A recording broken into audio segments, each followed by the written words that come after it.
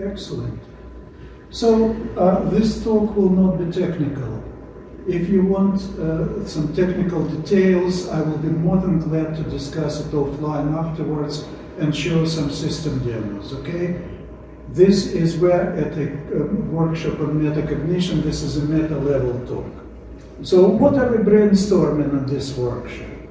I just will read this. In our own way, we are all looking for ways to patch the lacunae in capabilities of purely empirical ML-based systems, because critical applications require AI that's trustworthy, that is inspectable and explainable in human terms.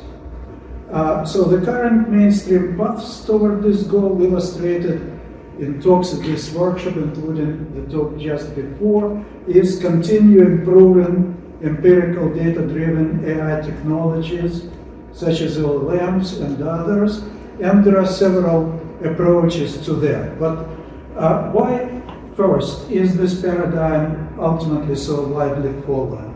I asked an LLM, and it gave me 7 reasons for why it is, and I attached in red explanations in human terms of what biases are displayed by people who believe this. Okay, I will not say what. And we can talk about this if anybody is interested. Now, I also asked the LLM to be self-critical, and believe me, the people who developed them put this in directly, all of this, because they know they are good marketers. So they did it correct, right there. Everything here which is in red that they say that they cannot do, we do. Okay? I don't have the time to read it, but you know, it's available. I will, whoever wants the slides, please. Now, just the other week, on April 26th, in the New Yorker, there was this article, Why Will the Humanities Survive Artificial Intelligence? It's not just about the humanities, it's about general things. So, and they recreate, the author recreates a dialogue between a user who says, why do you say that you lack comprehension? And this particular LLM formulates it in this long way, but the 2 main points are that it doesn't involve the internal experience of meaning, and it doesn't have any subjective experience, right? So, for AI agents to become truly trustworthy members of human AI teams, they must have the internal experience of meaning, of course much more formally defined and descriptively covered, which is also important, and be endowed with a first-person individual subjective experience. So what I'm saying is this: we need a change of paradigm. Instead of incorporating knowledge and other things in empirical AI, let us use remarkable advances of empirical AI to support metacognition-ready, content-oriented AI. So our version of, so instead of having LLMs and throw things at them, use LLMs as for what they are, tools. And by the way, these tools will be, as somebody once generally very well said, very soon this will be yesterday's technology of tomorrow. You heard it here first, because sometime very soon something else will come which will become as popular as this. You heard it here first. Well, okay, fair enough. So what we do as an alternative is this paradigm which is called Content-Centric computational cognitive modeling. So computational cognitive modeling in general is devoted to developing computational cognitive agent systems whenever possible on the basis of causal, not just correlational models of human condition. Okay? Content-centric CCM is formulating these models in ontologically and semantically interpretable terms that are transparent to the developers and to the agents themselves. Okay, so these agents can explain how they, their teammates and their adversaries interpret perceptual inputs, choose goals and actions at particular times and in particular situations, and what options they consider in making decisions. Overtly, every step could be explained in human terms. So metacognition, understanding self, and very importantly, mind reading, understanding others, or a theory of mind in philosophical terms, are among the definitional capabilities of such agents that are crucial prerequisites for human-level explanation and prediction of behavior, which is the topic of this workshop. So the content-centric computational cognitive modeling based proof of concept systems demonstrate metacognitive and mind-reading capabilities, and the major direction of R&D is using the best available technologies to help implement this. In fact, I'm repeating myself. So, just very few examples of what capabilities we are implementing in our system. Explanation of decisions. Should I keep studying or watch the game or maybe go out with the guys? Here is why I will watch the game. Second, inference from episodic memory. This tune reminds me of my time in Paris last year. Creativity, understanding intended meaning. This is something that few people understand, that it's not at all possible when you compare strings. So if somebody says, the agent asks somebody, what do you think of this paper? And the answer is, it's short. And the agent says, oh, I understand, isn't that bad? Okay? When you match strings, this doesn't happen. Okay, creativity, being able to use a rock to drive in a nail when a hammer is not available. Okay? Mind reading, Bill is struggling with his task, I should help him. And real language understanding, okay, I will omit it in the interests of time. There are plenty more examples of this. So the workshop paper that was uploaded on the site contains a brief description of the approach and references to publications on theoretical and engineering facets of our work, but the main pieces are these two books, one from 21, one from 24, that describe much of it, well, at least until mid-2023 in gory detail. Okay, so, and these are links to open access from MIT Press, if anybody is interested.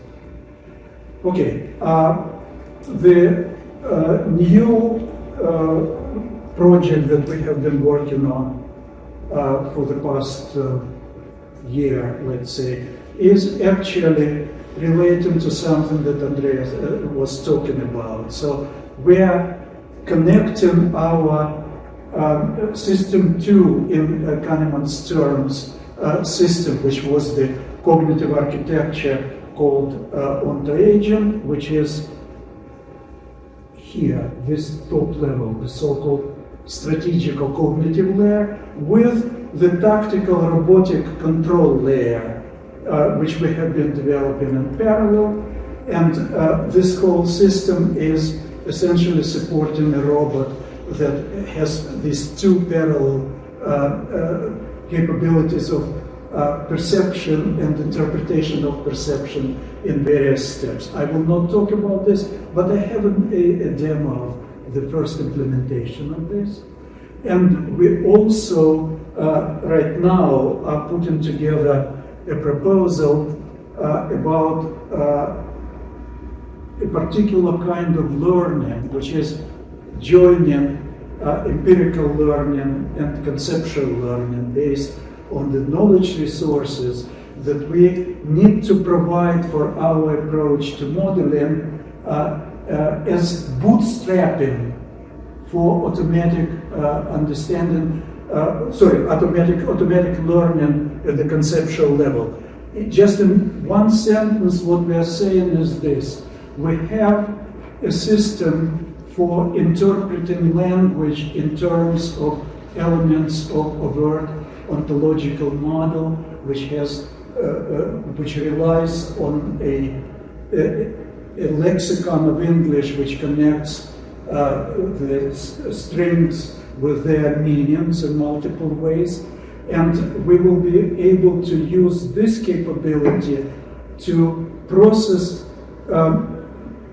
results of what an instructor will instruct in language, the system in language, understand it and add to the knowledge resources, which include a lexicon in the top there, an ontology and episodic memory, and the opticon, because we will be adding results of vision processing, but we need to interpret them not in terms of tokens, but in terms of semantically interpreted elements, which will be instances of ontological concepts. I will not talk much more about that, and how am I doing on time? 4 minutes. Excellent. In that case, well, let's discuss. Yeah, I have demos of harmonic for later. That's it. I deliberately wanted to be brief. And there is, believe me, a huge amount of potential commentary on practically each statement out there, okay? Thanks very much.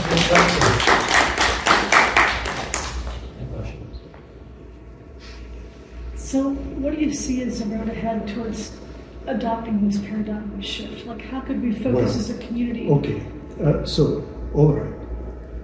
First of all, the idea is that, okay, over the years we have been implementing systems in this direction for many years.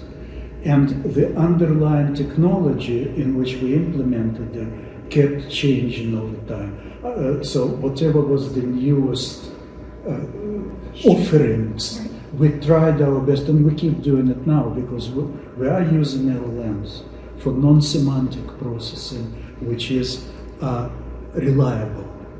Because you see, in technology, there are wonderful examples of elements that are scientifically not probable that are working. Like, nobody knows why airplanes fly. You know that?